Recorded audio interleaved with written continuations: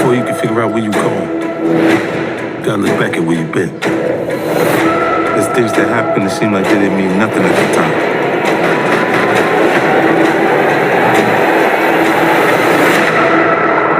But then you realize they mean everything.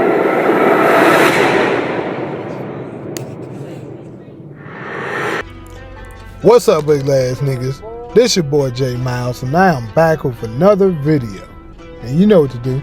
If you're new, go ahead and hit that subscribe button, leave a like, comment, let me know what you're thinking. But most importantly, make sure you share it with your glad friends.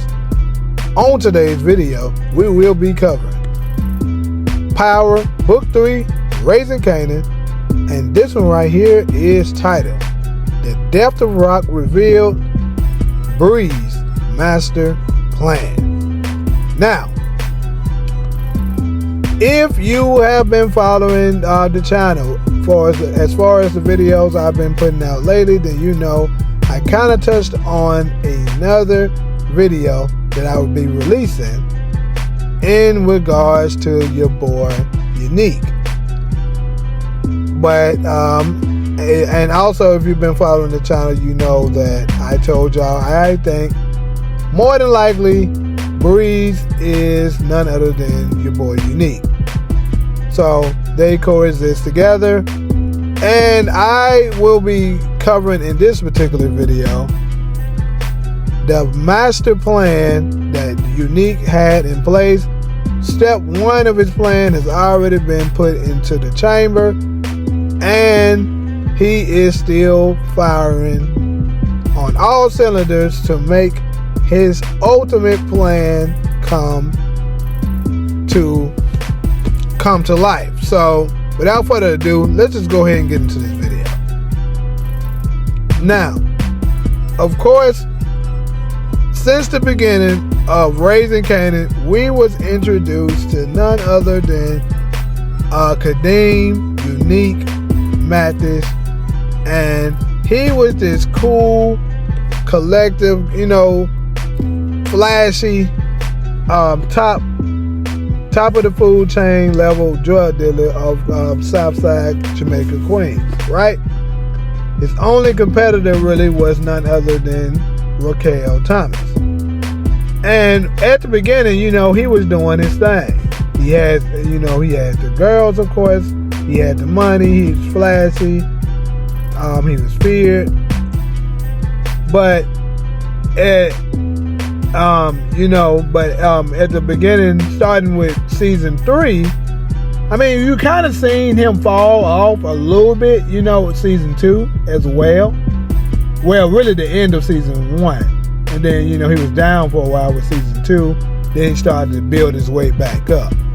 But, for the most part, we didn't ever really see him fall, his kingdom fall all the way to the floor. It's like we did, but we didn't. But whatever, glad niggas. But anyways, we're gonna go ahead and go to where it all really started to crumble. And it really started to crumble when we saw the sight of none other than this hideous species right here, known as Ronnie Mathis. So, when this glad niggas first showed up on the scene, episode 1 of season 3, I knew he was ugly as hell from the beginning. I was like, oh yeah, he ugly as hell. You can just tell by the music that they was playing, by how 50 Cent was narrating it. He was like, Ronnie, ugly ass nigga. He the type of ugly ass nigga that niggas know best with. That's how ugly he is. So he let you know at the beginning that bad was there. Then he eating cereal in the middle of the night, watching TV, talking about he don't want his shit to get soggy. He was ugly as hell. But anyways, the point is that Unique's kingdom started to really fall after Ronnie was released from prison. Now, am I saying Ronnie is solely the reason for the fall of Unique? Not necessarily, because let's be real, Rock had a hand in on that too, and Neek just ignoring that like, she didn't have nothing to do with nothing. Yeah, y'all had kissed and made made up and all that crap. But at the end of the day, the only reason why Ronnie was the way he was is because that bitch got you making a nickel out of a dime. Or whatever he said. What did he say? But anyways, for some reason, that nigga Ronnie didn't like Rock at all. And, you know, it kind of was creating tensions between his brother and, you know, the woman he had interest in. And, I mean, Nick, you already had a girl and stuff like that, so you could have let that alone. Because I believe he would have just left Rock alone and then focused solely on business.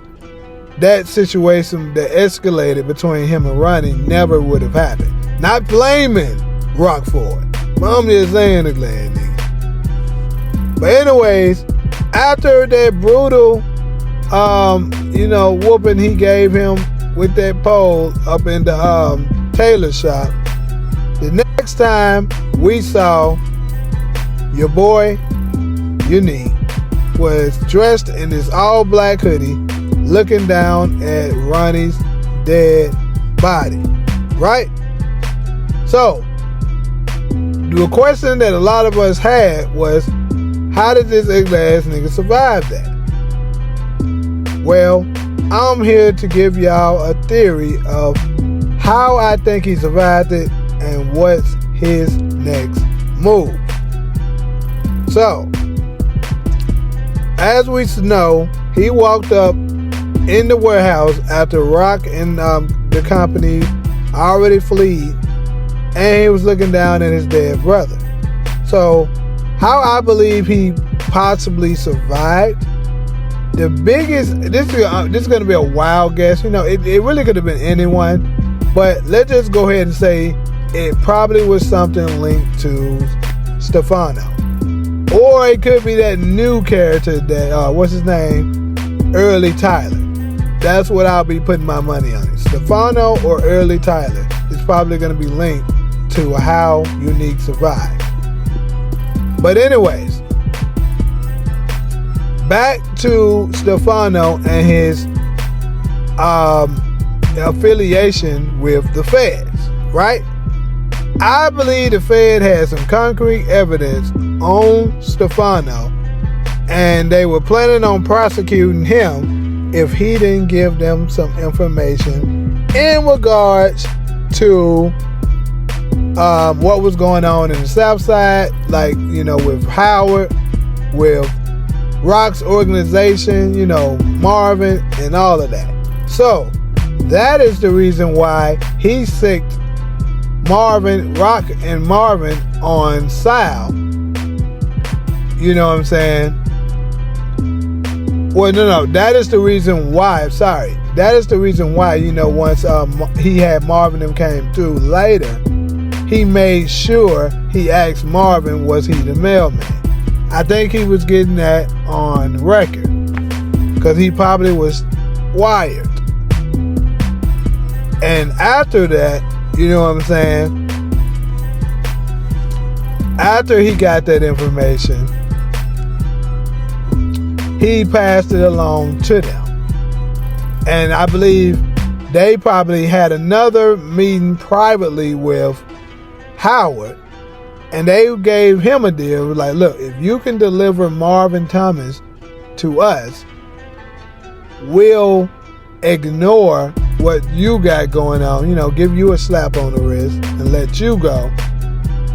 And you and Stefano can be out of this. Because basically they were looking for someone to take the fall, which is what Howard was trying to do anyway.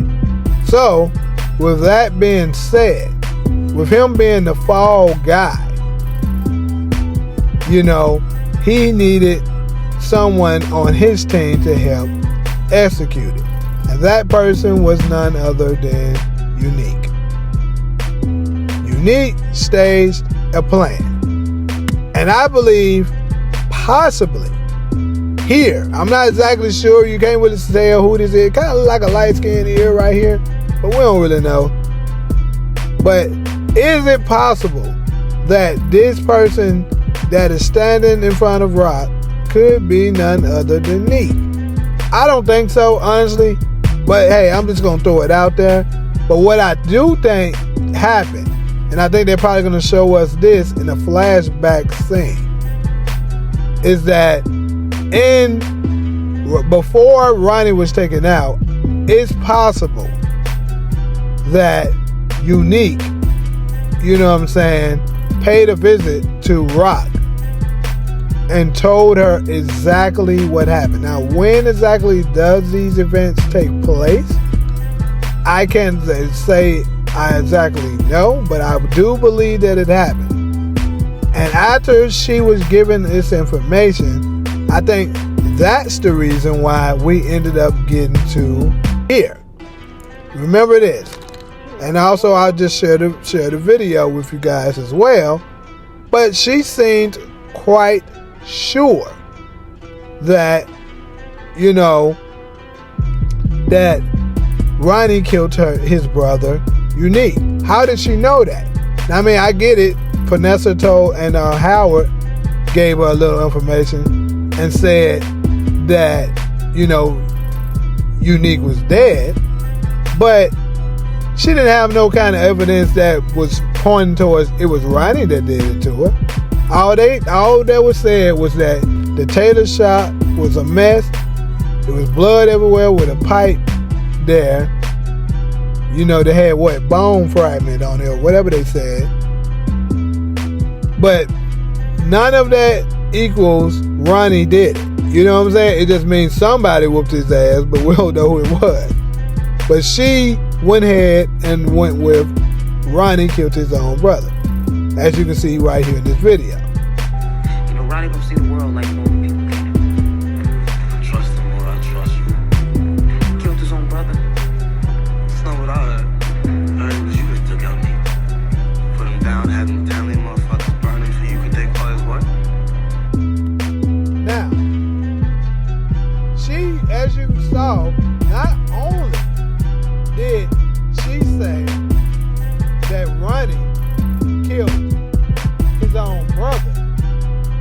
If you can remember, Kanan said that I heard it was you who killed Unique. Used the Italian to burn him alive and take him for his work. Remember that. Now, ugly ass niggas will probably say, Ronnie could have told him that. Yeah, you might be right, ugly ass niggas. But Ronnie damn sure didn't tell Rock the information she know. So who told her the information she know? Or is she just something? See, ugly ass niggas, I'm just saying. I think it's possible that Nick paid Rock a visit, told her one story. He told her, he was like, oh look, Ronnie looked bad, beat my ass up in that tailor shop. Nigga was beating my head in like John Henry would get the stage. Like that, he beat my ass up in that. So what I'm saying is, he tell him one thing, and then you know, later on he go to Kanan and be like, look, your mama set me up to do this. You know what I said? Do that. She set me up with whatever was right. I don't know. I just feel like he did some kind of twisted thing and told her a story that made Kanan ultimately get mad at Rock. That's what I believe he did. I think he played both sides, and he started to manipulate Kanan because his ultimate goal was to have Ronnie executed. Check, that happened. And then he was going to ultimately use Kanan. I think he probably, when he first was coming to, y'all remember this leaked footage? Now that I think about it, it was a leaked footage. Not footage, it was a leaked photo of what looked like to be Unique walking into Kanan, towards Kanan's apartment. And it looked like Crystal. No, it looked like, no, actually I said it wrong. He was leaving out, and it looked like what to be Crystal was heading in. So, that being said, I believe that was a flashback scene of them showing us that Nick paid Kanan a visit. He probably told him a story to manipulate him, have him take out Ronnie, but also turn him against his mother. I don't think he's going to be cool with Rock like that. I don't know. I could be wrong, but I think he's going to be making moves to get back on top. He don't care who it is he has to take out to do it. So, his plan is going to be eventually, even if it doesn't happen this coming season, he's going to have Kanan take out his own mother. Now, I know a lot of his bad niggas saying, I've been hearing saying they don't really Kanan to do that. He had to have taken out somebody close to him when he made that statement. They say you ain't a real killer until you kill somebody you love. I'm pretty sure Sean wasn't the first one to die. So if it wasn't Sean, the only other people I think that could, feel who could fit the description of someone that's close enough to him that he took out was his mother, his uncles, or family. Now, in this particular case, we're going to go with his mama. And if that was the case, it'll be another power parallel because, Breeze used Kanan to take out his mom so he can get on top. And then later on, the original power, Kanan used Tariq to take out his own mom. So, it's kind of a cycle going on. And you know how power love these parallels. So it's a very high possibility that did happen. I mean, look how Breeze, look how he can move. We know that he probably is gonna. I wouldn't say he's gonna be hiding out. You know what I'm saying? Not really coming out. He probably come out at night and stuff like that. After he get done watching the Jeopardy, his dad go at night, go out at night, hit his licks and stuff like that. And of course, make sure his cameras are in line and doing whatever he's doing. But yeah, that is what I think will be the moves of your boy Breeze. I think he's gonna ultimately have Kanan take out his. Oh yeah, real quick, I meant to say this. I think initially when he first showed up, when Neek showed up to Kanan's place, he probably was there to kill Kanan. I think he was that ignorant. But after meeting Kanan, because keep in mind, throughout these first 3 seasons, Kanan and Neek has never met. They both are very heavy in the show, but they have never met.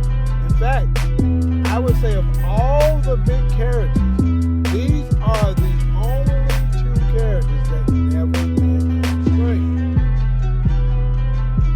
No, well, you know what? I don't think.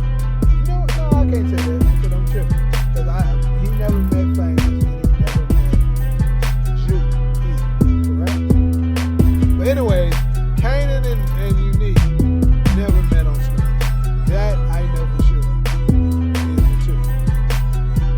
Having seen him from a distance, sure, but they never met face to face and had any exchange between each other. So he probably was first initially planning to just take Kanan out, but similar to how when Kanan was about to take out Tariq, and then he found out that Tariq was bitter towards his dad, he was like, okay, I can use him. He was going to take him out. And I think